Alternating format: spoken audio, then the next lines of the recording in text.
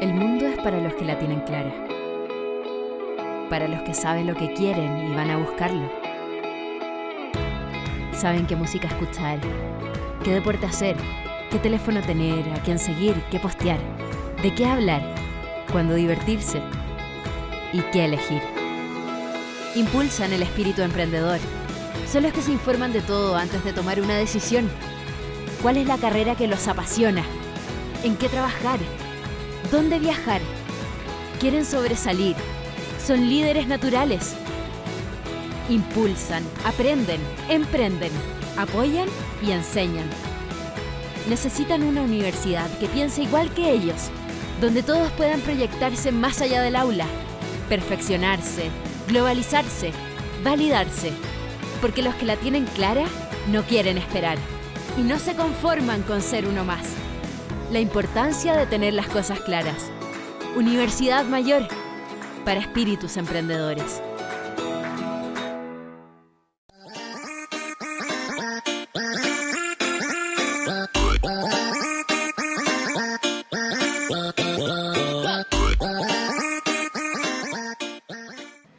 Hola chicos, buenas tardes. Siendo las 17:30, vamos a dar inicio a nuestra clase de biología. Recuerden hacer las preguntas en el link que está acá abajo, ¿sí? Preguntas que vamos a dejar para el final porque hemos estado medio desordenados en las últimas clases. Eso debido a que no teníamos ni contábamos con el otro chat que yo les decía que era como tenerlo en la sala de clases, ¿verdad? Ahora, vamos a empezar recordando un poquitito lo que vimos la clase anterior. Recordemos, les vuelvo a reiterar, que estamos ya en la recta final. Nos quedan solo 5 semanas, ¿sí? 5 semanas, poquitito más de un mes, donde vamos a terminar de repasar los últimos contenidos. Si ustedes necesitan, por ejemplo, o creen que estamos en la necesidad de repasar algún contenido, les ruego lo sugieran a través del chat para tenerlo en consideración. Nosotros conversamos la clase pasada sobre la inmunidad, ¿sí? Clasificamos la inmunidad en dos grandes grupos, la inmunidad innata y la inmunidad adaptativa. Dentro de la inmunidad innata, yo les dije que existían las barreras externas y las barreras internas. Por ejemplo, podemos encontrar barreras mecánicas dentro de las externas como la piel y las mucosas, barreras químicas como la saliva, las lágrimas, biológicas como la flora intestinal, y en las barreras internas, por supuesto, que son un conjunto de células y también de sustancias químicas, de biomoléculas, principalmente proteínas, que se encuentran al interior de nuestro cuerpo y tienen la función de atacar a cualquier patógeno o posible patógeno que puede ingresar a nuestro cuerpo. Dentro de ellos tenemos el sistema del complemento, los interferones, que son sustancias químicas, que lo que hacen es disminuir o calmar un poco la infección o la posible infección para que el organismo pueda reaccionar con la tercera barrera, que ya es adaptativa. También tenemos células de la inmunidad innata que están participando de estas barreras internas. Los más importantes son los macrófagos, ¿sí? Los monocitos. Recordemos que la clase pasada yo les mencioné que los monocitos eran fagocitos. Esto quiere decir que se comen al agente patógeno para exponer, para mostrar el antígeno que presenta ese patógeno y de esa forma colaborar en la activación de la inmunidad adaptativa. También mencionamos todo el proceso de la inflamación y de la fiebre, que hacen referencia también a la inmunidad innata, donde lo que intenta el cuerpo es controlar o aislar la zona que tuvo contacto con el exterior. Por ejemplo, en un corte o en un golpe, lo que ocurre es que esa zona se inflama, aumenta la temperatura, migran los macrófagos para poder controlar cualquier ingreso de algún patógeno mientras se activa la inmunidad adaptativa, que se demora un poco más de tiempo en activarse. Dentro de la inmunidad adaptativa clasificamos esta en dos grandes grupos, la inmunidad humoral y la inmunidad celular. Dijimos primero que la inmunidad adaptativa se va adquiriendo con el tiempo, ¿cierto? No es una inmunidad que exista desde siempre. Por lo tanto, el organismo debe tener contacto con el agente patógeno para poder desencadenar esta inmunidad adaptativa. Tenemos dentro de esta inmunidad la inmunidad humoral, donde yo les comentaba que los humores corresponden a todos los líquidos que se encuentran en el interior del cuerpo y que estos humores tienen relación con la inmunidad adaptativa debido a que es la ubicación donde vamos a encontrar los anticuerpos. ¿Sí? Los anticuerpos son los principales responsables de esta inmunidad humoral, producidos por supuesto por los linfocitos B. Y la inmunidad celular, que corresponde a todas las células que de una u otra manera se activan durante el ataque de un agente patógeno para poder colaborar en la adquisición principalmente de memoria inmunológica. Entonces tenemos dentro de esta inmunidad celular los linfocitos T, los linfocitos T supresores, los CD4 y los citotóxicos o CD8. Todos estos tienen una función importante dentro de la inmunidad adaptativa. Tenemos el monocito de la inmunidad innata, ¿cierto?, que es un presentador de antígeno. Este presentador de antígeno lo que hace es llevar este antígeno y mostrarlo frente a un linfocito T, CD4. El linfocito T CD4 se multiplica, ¿cierto?, formando una memoria y formando un linfocito T citotóxico. Al mismo tiempo se activa el linfocito B, que va a empezar a fabricar anticuerpos y además va a producir una célula de memoria que va a almacenar la información de este agente patógeno. Lo que vamos a revisar hoy corresponde a las transfusiones sanguíneas, a la autoinmunidad, a las alergias, los trasplantes, las vacunas y algunos problemas infecciosos actuales. Entonces, comenzamos con la transfusión sanguínea. Tenemos que tener bien claro dos conceptos, el de aglutinógeno y el de aglutinina. Se tienden a confundir bastante estos dos conceptos. El aglutinógeno corresponde a la proteína que se encuentra sobre los glóbulos rojos, ¿sí? Va a tipificar el tipo de sangre que tiene una persona. Por ejemplo, si una persona es del grupo A, la proteína que va a tener sobre su glóbulo rojo va a corresponder a la proteína A, mientras que una persona del grupo AB va a tener sobre su glóbulo rojo las dos proteínas, el aglutinógeno A y el aglutinógeno B. Estos corresponden o son símiles a los antígenos. Recordemos que un antígeno corresponde a la sustancia o la proteína que desencadena una respuesta inmune. Entonces, en este caso, es la proteína que demuestra a nuestro sistema inmune qué tipo de sangre tenemos. Mientras que la aglutinina es una proteína del plasma que tiene función de anticuerpo, ¿cierto? Es una inmunoglobulina y la aglutinina tiene que ver directamente con los anticuerpos que tipifican la sangre. Y por supuesto, esta va a ser muy importante en el proceso de transfusión sanguínea porque se puede descartar de esta manera una aglutinación, que es cuando la sangre se coagula, ¿cierto? Se aglutinan los glóbulos rojos y finalmente pueden provocar la muerte del paciente. Entonces, cuando yo hablo de grupo A, necesariamente, fíjense, el aglutinógeno es del grupo A. Por lo tanto, las proteínas que están sobre este glóbulo rojo son del grupo A. Mientras que la aglutinina o el anticuerpo que va a presentar este tipo de sangre es el anti-B. ¿Qué quiere decir esto? Que si a la persona del grupo A yo voy y le agrego sangre del tipo B, su sangre se va a aglutinar porque tiene anticuerpos anti-B que van a hacer conexión con estos nuevos antígenos presentes en la sangre. El grupo B posee un aglutinógeno de tipo B, mientras que una aglutinina anti-A. El grupo AB posee ambos aglutinógenos, por lo tanto no posee aglutininas.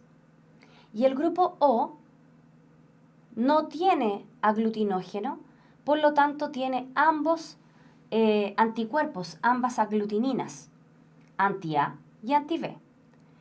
Eso determina el tipo de transfusión que se puede generar entre una persona y otra.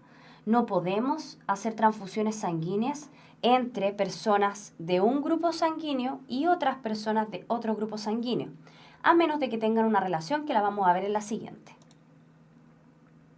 Entonces, fíjense acá, arriba, ¿cierto? Un glóbulo rojo del grupo A, por lo tanto ese aglutinógeno, esa proteína que tiene pegada al glóbulo rojo corresponde al aglutinógeno A. Y va a presentar anticuerpos anti-B. ¿Qué significa esto? Que si se fijan en el de al lado, que es un glóbulo rojo de grupo B, tiene un aglutinógeno B y va a tener anticuerpos anti-A. Si yo junto estos dos tipos de sangre, el anticuerpo del individuo del grupo A va a bloquear y va a aglutinar los glóbulos rojos del grupo B y asimismo los anticuerpos que vienen en la nueva sangre del grupo B van a aglutinar la sangre de tipo A. Mientras que el grupo AB, si se fijan, no tiene anticuerpos presentes en su, o sea, no tiene aglutininas presentes en su plasma, pero sí tiene ambos aglutinógenos. Por lo tanto, puede recibir sangre de cualquier tipo. En el caso del grupo O, el grupo O no posee aglutinógenos, ni A ni B, pero sí tiene anticuerpos anti-A y anti-B, lo que significa que si yo hago una transfusión de sangre desde una persona de grupo A a una persona de grupo O, el anticuerpo o la aglutinina anti-A va a afectar a esa sangre nueva que está ingresando y la va a aglutinar.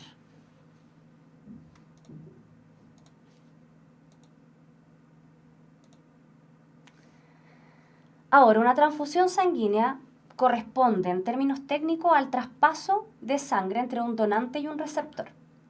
Los componentes sanguíneos pueden provenir de cualquier donador siempre y cuando sean compatibles. Para determinar la compatibilidad entre un donante y un receptor, se debe analizar el aglutinógeno del donante y la aglutinina del receptor, porque la aglutinina del receptor es la que va a tener la posibilidad de aglutinar al aglutinógeno del donante.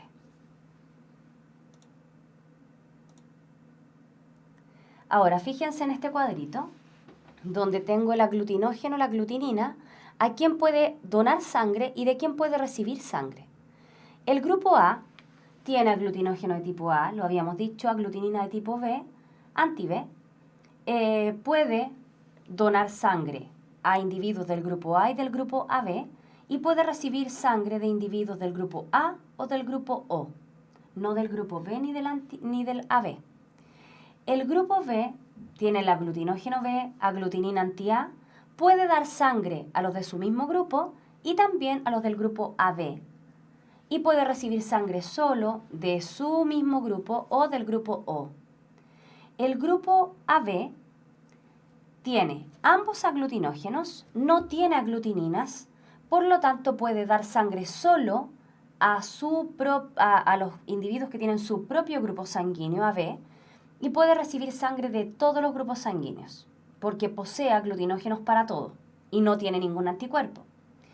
El grupo O, por su parte, no tiene aglutinógeno, tiene ambas aglutininas, anti-A y anti-B, puede dar sangre a todos porque no tiene aglutinógenos y puede recibir sangre solo de sí mismo, ¿sí? Solo del mismo grupo sanguíneo. Por esta razón se denomina al grupo O como el donante universal, mientras que el grupo AB se denomina receptor universal. Ahora la pregunta de Anónimo, que me decía, ¿qué es RH? En RH positivo o negativo, no entiendo el RH, ¿sí? Se las voy a mostrar. Anónimo. Como yo le leí la mente a Anónimo, tengo aquí la definición del RH.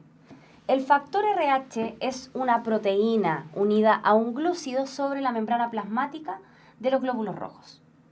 Este factor puede estar o puede no estar en el glóbulo rojo, por lo que una persona va a ser RH positivo si existe este factor o va a ser RH negativo si no lo posee. Ahora, se tiende a explicar el grupo sanguíneo uniendo ambos sistemas, el RH y el ABO. pero en realidad son proteínas, son aglutinógenos distintos. En el caso del RH, si la proteína está presente, el individuo es RH positivo, pero no tiene anticuerpos anti-RH porque tiene el aglutinógeno, ¿verdad? Es como el grupo AB. Ya que tiene los dos aglutinógenos, no posee aglutinina. En el caso del sistema RH es lo mismo. Si posee el aglutinógeno RH, va a ser del grupo RH positivo y no va a tener aglutinina para el RH. No así en personas del grupo RH negativo, donde no se presenta el aglutinógeno en la superficie del glóbulo rojo. Esto va a provocar que si este individuo tiene contacto con el aglutinógeno RH, si tiene contacto con la proteína RH, va a producir anticuerpos, ¿sí? Y al producir anticuerpos va a aglutinar a todos los glóbulos rojos que posean ese factor RH. Entonces, para responder la pregunta, el RH es una proteína, al igual que A y B, que se ubican sobre la superficie del eritrocito. Fíjense en esta tabla que está acá abajo. Tengo receptor y tengo donante. Por ejemplo, el donante AB positivo puede donar sangre solamente a AB positivo, porque posee aglutinógeno A y B y además posee la proteína RH. Por lo tanto, el AB negativo no puede recibir del AB positivo. Si se fijan, el AB negativo puede recibir de todos los grupos que sean negativos también, A negativo, O negativo, B negativo y AB negativo, porque no puede recibir el factor RH. En el caso del grupo A positivo, estos pueden recibir sangre desde el O negativo, el O positivo, el A negativo y el A positivo. O sea, tenemos 4 posibilidades. ¿Por qué razón? Porque la sangre que tiene RH negativo no trae el factor. Por lo tanto, no le provocaría ninguna consecuencia, ninguna secuela a aquel que sí lo posee. Y como el A positivo no tiene por ningún motivo una aglutinina, en contra de este factor RH no va a ocurrir nada. En el caso del B positivo ocurre exactamente lo mismo que en el A positivo. Recibe del O positivo o negativo y del B positivo y B negativo. Mientras que el grupo O, por ser recesivo, recordemos que no tiene aglutinógenos, por lo tanto tiene ambas aglutininas, A y B, puede recibir sangre solo del mismo grupo. Pero como es O positivo, tiene el factor RH, va a recibir sangre o puede recibir sangre de aquellos que son O negativo o que también pueden ser O positivo. Los que son negativos van a recibir o van a poder recibir sangre solo de los individuos que poseen también la misma condición. Por ejemplo, el B negativo solo del O negativo y del B negativo, al igual que A, que es del O negativo y del A negativo, pero el O negativo va a recibir sangre solo del mismo grupo, tanto en el sistema ABO y en el sistema RH. Esto quiere decir que tienen los glóbulos rojos por fuera sin aglutinógeno y sin factor RH. Por esa razón, yo creo que ustedes han oído que las personas que tienen factor de sangre O negativo están en un listado donde esas personas donan sangre constantemente, porque es la única sangre que se puede ocupar en todos los grupos, ¿sí? El O negativo se puede ocupar en todos los grupos, por lo tanto, imagínense frente a un accidente grave, donde no se alcanza a hacer el análisis de grupo sanguíneo, lo que se toma son donaciones de sangre O negativo. Y así el médico tratante se asegura de que no va a generar ninguna reacción en contra de la sangre, porque si el individuo es AB positivo, de todas formas puede recibir del O negativo. Y si el individuo es O negativo, recibir de O negativo no le va a generar ningún problema, pero sí de las otros posibles donantes. Anónimo, espero que haya quedado más claro. Ahora, ¿qué tiene de importante el factor RH? El factor RH, además de tener una importancia grande dentro de las transfusiones sanguíneas, también determina una posible consecuencia durante la gestación. Cuando una madre tiene factor RH negativo en su sangre, pero gesta a un hijo RH positivo, se puede desencadenar el complejo antígeno-anticuerpo. ¿Qué significa esto? Que si la madre tiene anticuerpos anti-RH positivo, va a enviar estos anticuerpos, o estos anticuerpos van a viajar, ustedes saben que los anticuerpos atraviesan la placenta, van a llegar a este feto en gestación y van a atacar sus células sanguíneas, lo que puede provocar la muerte de este feto. Siempre esto ocurre en una segunda exposición al factor RH. Esto funciona igual que la inmunidad por vacunas. Pensemos en una mujer RH negativo que gesta un hijo RH positivo. Si su sangre tiene contacto con la sangre del feto, por ejemplo, durante el parto, su organismo lo detecta como un patógeno, el RH negativo, el RH positivo, perdón. Al detectar este RH positivo como un patógeno, desencadena toda la cascada de procesos de la respuesta inmune. Por lo tanto, la célula de memoria va a quedar guardadita con la información del RH positivo.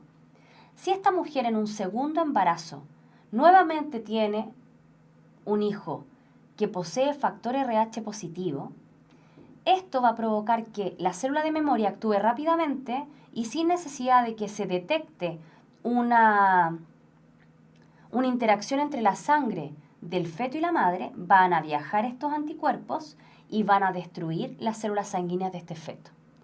Eso es podríamos decir, lo más relevante relacionado con la inmunidad y el factor RH positivo. Ahora bien, la autoinmunidad hace referencia a nuestro sistema inmune atacándonos a nosotros mismos, ¿sí? Recordemos que yo en la clase anterior les mencioné que los linfocitos B y T debían pasar por un proceso de selección, de tolerancia. Los linfocitos deben ser capaces de reconocer a las propias células del cuerpo sin atacarlas. Cuando la célula ataca, cuando un linfocito ataca a una célula de nuestro organismo, lo natural es que sufra de apoptosis, ¿verdad? Que muera, que sea eliminada. Mientras que una célula que no reconoce lo propio también pasa por un proceso de apoptosis y es destruida. Porque debemos tener cierta tolerancia inmunológica, donde nuestras células de defensa reconozcan lo que es propio de nuestro organismo para poder compararlo y diferenciarlo de lo que es ajeno y poder atacarlo. Ahora, en la autoinmunidad esto es normal, mientras que cuando se desencadena una enfermedad autoinmune, ocurre que los individuos producen linfocitos, van a producir estos linfocitos que no tienen esta tolerancia inmune desarrollada. Por lo tanto, van a atacar a células del propio organismo. Existen varias enfermedades de este tipo y vamos a revisar algunas que son las más conocidas o las que más les pueden aparecer en la PCU.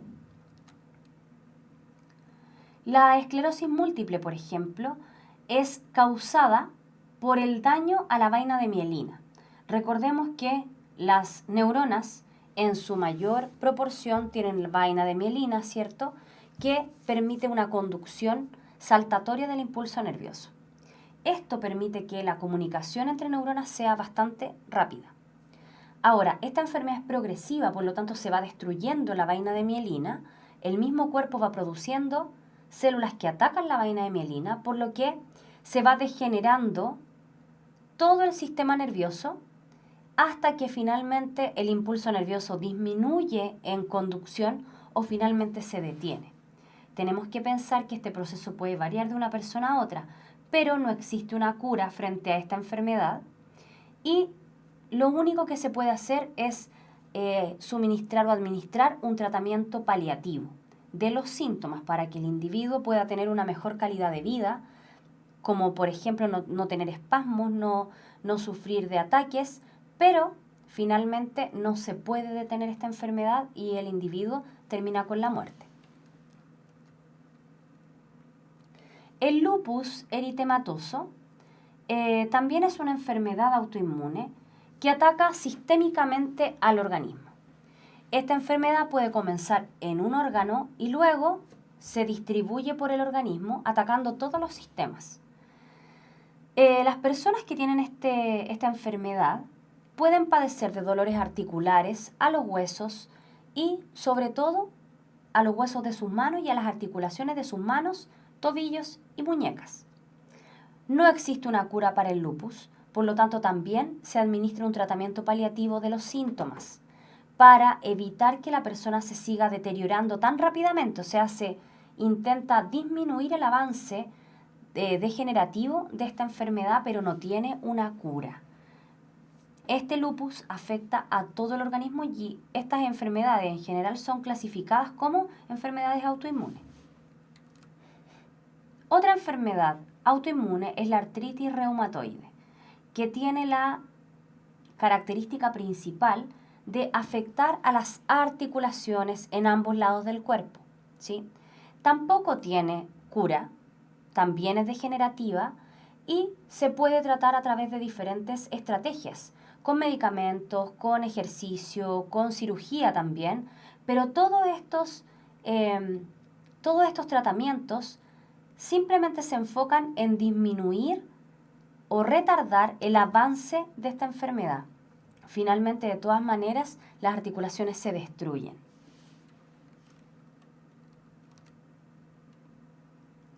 La miastenia grave corresponde a un tipo de parálisis, ¿sí? Parálisis del músculo.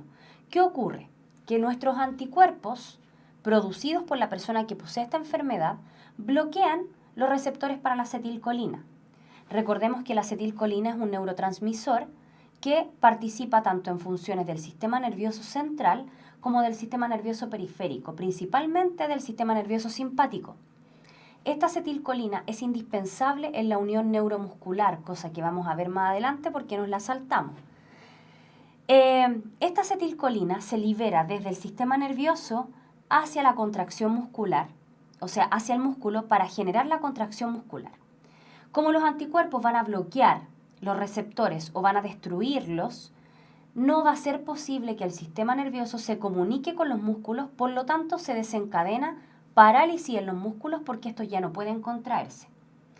Tiene tratamiento, pero de todas maneras es paliativo, insisto en eso, todas las enfermedades autoinmunes son incurables, porque es el mismo organismo el que está produciendo este tipo de células que no tienen tolerancia inmunitaria. ¿Qué es lo que se hace? Es principalmente añadir a través de medicación la colinesterasa, enzimas que van a degradar la acetilcolina, ¿sí? La mayoría de los pacientes han sido experimentales, pero se logra una mejoría parcial. Independiente de eso, la enfermedad continúa avanzando. Las alergias que están tan de moda hoy en día que estamos en primavera corresponden a una reacción exagerada dirigida del sistema inmune contra alguna sustancia, ¿sí? Contra algún factor que tiene contacto con nuestro organismo. Por ejemplo, nosotros todos respiramos polen en primavera porque las flores están siendo polinizadas. Sin embargo, una persona puede respirar el polen y simplemente estornudar, y otra persona con el mismo grano de polen puede finalmente generar una obstrucción o un cierre de sus vías respiratorias y tener una liberación muy grande de histamina que genera una inflamación generalizada.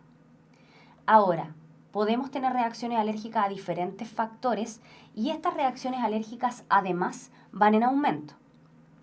Importante que ustedes piensen que quizás hace 2 años atrás no tenían alergia a la primavera, ¿sí? Que no es a la primavera, sino que a las partículas en suspensión.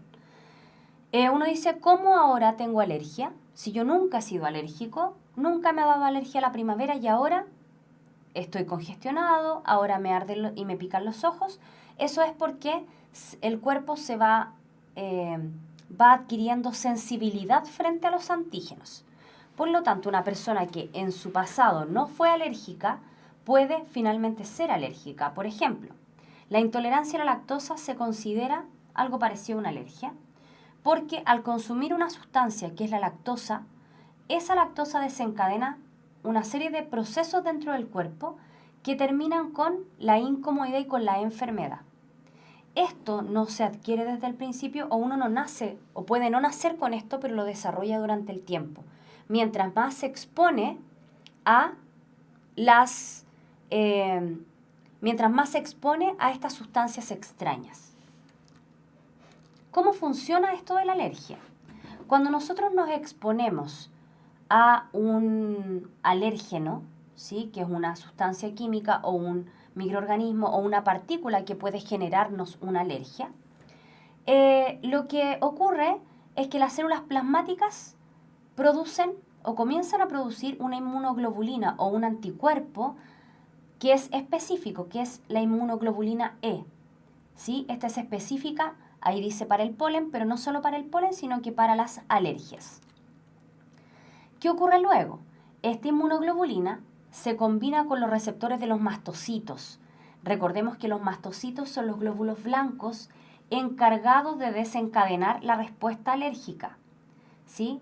Estos mastocitos se ubican cercano a las vías respiratorias, ¿cierto? Están cubriendo las paredes respiratorias. ¿Qué ocurre luego? Inhalamos esta sustancia y el alérgeno se combina con la inmunoglobulina E, ¿sí?, en la superficie del mastocito. O sea, el mastocito agarra a este alérgeno con la inmunoglobulina E. ¿Qué ocurre? Al conectar esta sustancia con la inmunoglobulina E a la célula plasmática llamada mastocito, el mastocito se activa y empieza a liberar histamina.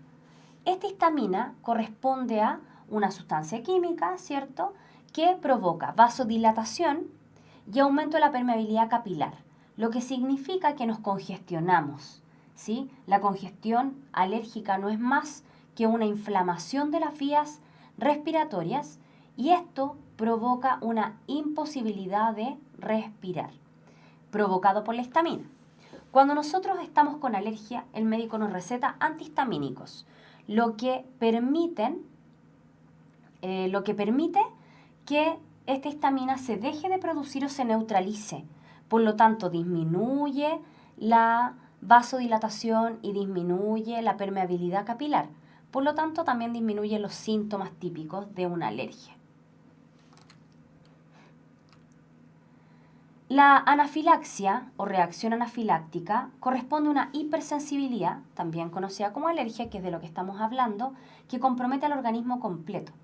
Por ejemplo, una persona que consume una sustancia a la cual es alérgica va a tener diferentes síntomas. Va a perder el conocimiento, va a empezar a presentar urticaria, ¿cierto?, ronchitas en la piel, pero a nivel generalizado.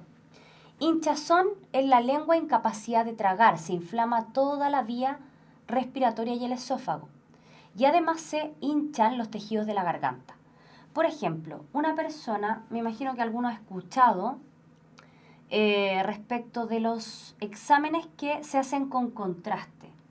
Habitualmente el contraste que se utiliza es el yodo, ¿sí? Un yodo radioactivo que habita muy poco, tiene una muy baja vida, por lo tanto se elimina rápidamente, pero alcanza el tiempo para poder realizar el examen. Las personas que son alérgicas al yodo, ¿cierto?, pueden, al tener una inyección de este contraste que posee yodo, pasar por un proceso de anafilaxis. ¿Qué va a provocar esto? Inflamación en las vías respiratorias, el individuo va a perder el conocimiento, va a dejar de respirar y puede fácilmente morir. ¿Qué se debe hacer en este caso? Se inyecta un antihistamínico muchísimo más fuerte, vía intravenosa, para evitar o para, en realidad, contrarrestar los efectos de este alérgeno. Ahora, pensando en los trasplantes que están tan en la palestra hoy en día, nosotros en nuestro cuerpo tenemos moléculas, ¿cierto?, que están sobre cada una de nuestras células, están determinados por nuestros genes. Por lo tanto, es bastante difícil encontrar personas que sean compatibles, sobre todo fuera del grupo familiar, porque si pensamos que provienen de los genes, necesariamente debemos tener algún tipo de, o podríamos pensar que debemos tener algún tipo de parentesco, pero eso muchas veces no ocurre. Ahora, el donante es aquel que entrega un órgano y el receptor es al que se le va a instalar este órgano nuevo, reemplazando el que posee. El problema principal de los trasplantes es el rechazo del órgano o el rechazo del tejido. ¿Qué significa esto? Que el sistema inmune detecta que ese órgano o tejido no corresponde a ese organismo al identificar un complejo mayor de histocompatibilidad distinto y desencadena la respuesta inmune en contra de ese órgano. Eso es el rechazo. Finalmente es la batalla que libra nuestro sistema inmunológico contra ese extraño que ingresó a nuestro cuerpo. Está mediada, por supuesto, la respuesta inmune por los linfocitos T. Entonces, para conocer un poquitito más del complejo mayor de histocompatibilidad, aquí tenemos dos grandes proteínas, la número 2 y la número 1. El de clase 1 se presenta en todas las células que poseen núcleo. Recordemos que en nuestro cuerpo tenemos células sin núcleo. Por ejemplo, los eritrocitos. No es que no hayan tenido nunca núcleo, sino que lo pierden al especializarse. Y los de clase 2 está presente en los fagocitos, los linfocitos y las células epiteliales del timo.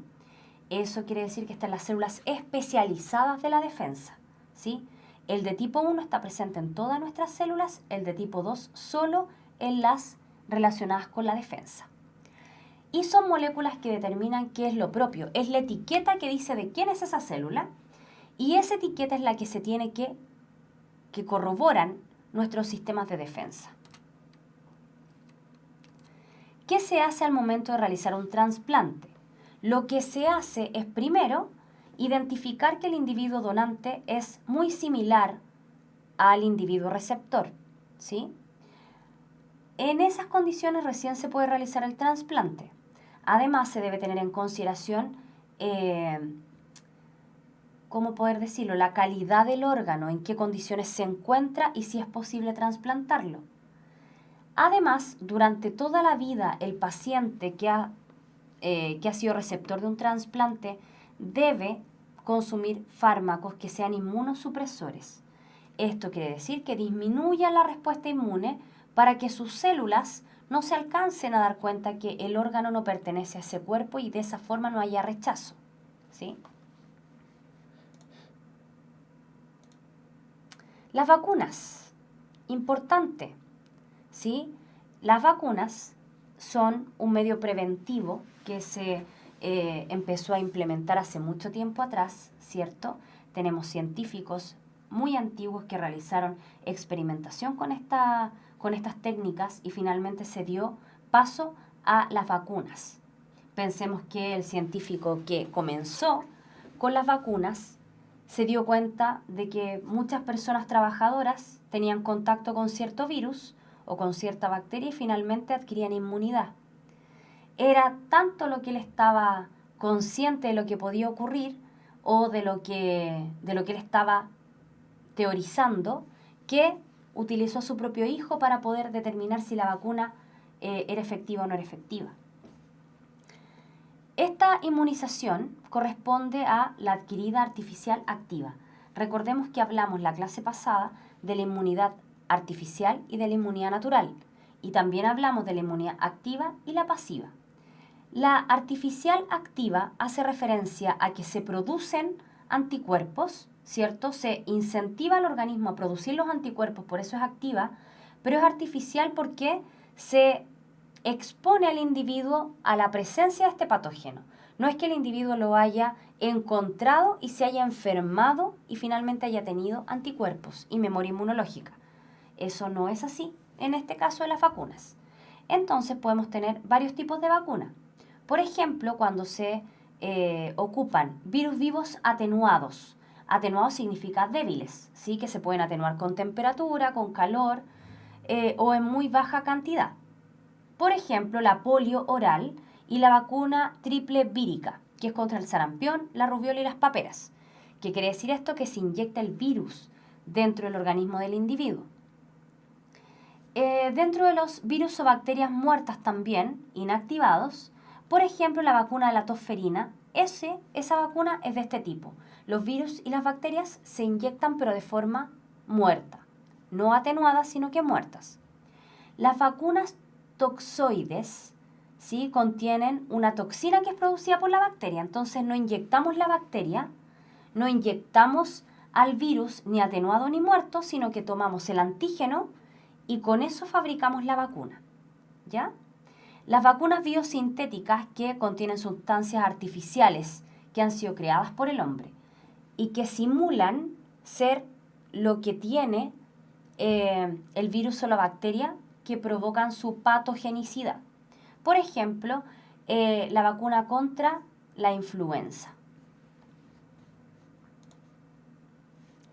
Aquí un ejemplo de la cantidad de vacunas que establece nuestro Estado chileno para asegurar la inmunización de niños y niñas del país, ¿cierto? El recién nacido, por ejemplo, recibe la vacuna BCG, que es contra la tuberculosis. Es la primera vacuna que le ponen al niño y es la que todos tenemos aquí en el bracito, una cicatriz. A los 2, a los 4 y a los 6 meses se debe colocar la vacuna anti-IF, ¿cierto?, que es para la influenza de tipo B, para la difteria también, para el tétanos, para el coqueluche y para la poliomielitis. Estas enfermedades prácticamente erradicadas ya de nuestro país. A los 12 meses se debe colocar la trivírica que posee inmunización contra el sarampión, la rubiola y la parotiditis. A los 18 meses y 4 años, de nuevo, la difteria y la polio, ¿sí? Difteria, tétanos, coqueluche y poliomielitis. En edad escolar, en primero básico, se colocan dos vacunas que poseen al agente patógeno contra el sarampión, la parotiditis y la rubiola y además la tuberculosis, hasta el segundo año básico, donde se coloca una vacuna contra la difteria y el tétanos nuevamente. Si se fijan, varias son refuerzos, ¿sí?, porque de esta forma se refuerza la memoria inmunológica en el individuo. Pensemos que el recién nacido nace con un sistema inmune prácticamente impecable, sin ni un solo anticuerpo, lo que puede ser muy bueno o muy malo. ¿Cómo adquiere anticuerpos este individuo? A través de la inmunidad que le entrega la mamá a través de la placenta y también a través de la lactancia. Pero este calendario de vacunación en nuestro país ha sido establecido y todos los niños y niñas deben vacunarse con estas vacunas. Por supuesto que hay vacunaciones de contingencia. Por ejemplo, hace poco fue la vacunación contra el papiloma humano en cierto grupo etario de niñas. También se iba a practicar en niños. También todos los años para los grupos de riesgo, que son los menores y los adultos mayores, por ejemplo, contra la influenza. Problemas infecciosos contemporáneos, principalmente el VIH y el HANTA, ¿verdad? El virus VIH y el virus HANTA son muy actuales y han generado muchas muertes. ¿Cómo actúa el VIH? Importante, el VIH es recibido por el linfocito T CD4 o ayudador. Este linfocito es el que se encarga de avisar que hay una infección. Por lo tanto, es el que anda vigilando todo el cuerpo. Si el VIH ingresa al cuerpo y además ingresa a esta célula, la célula es incapaz de detectarlo. Por esa razón, este virus puede estar en estado de latencia mucho tiempo en el cuerpo. Dentro de los linfocitos TCD4 puede duplicar su material genético, incluir su material genético dentro del linfocito TCD4. El linfocito TCD4 lo produce, lo empieza a fabricar y finalmente se produce una salida masiva de viriones, ¿sí?, de representantes de este virus que al ser en gran cantidad provocan una caída brusca en la inmunidad del individuo, por lo que este individuo va a poder adquirir cualquier tipo de enfermedad, no va a ser capaz de defenderse contra ningún patógeno. Y al no defenderse contra ningún patógeno, muere frente a cualquier enfermedad muy sencilla, por ejemplo un resfrío común, puede pasar a neumonía rápidamente. Por otra parte, el anta se contagia a través del contacto con heces de ratones de cola larga. Esto ocurre principalmente en zonas rurales donde los individuos no tienen precaución de sus desechos, sobre todo los desechos orgánicos. Recordemos que el ratoncito anda buscando alimentación. Cuando la persona inhala el aire contaminado, lo que va a ocurrir es un malestar respiratorio agudo, que puede pasar simplemente por un resfrío. Por lo tanto, los doctores, ¿cómo detectan que es anta en un resfrío común? Sencillamente a través de preguntas y a través de exámenes también, pero es muy sencillo a través de preguntas, preguntando dónde estuvo el último tiempo, si fue de viaje, a dónde fue de viaje, etc. No hay un tratamiento que sea efectivo todavía contra el anta, ¿sí? Y esta enfermedad puede ser mortal. Por lo tanto, se relaciona directamente con la higiene y con la limpieza.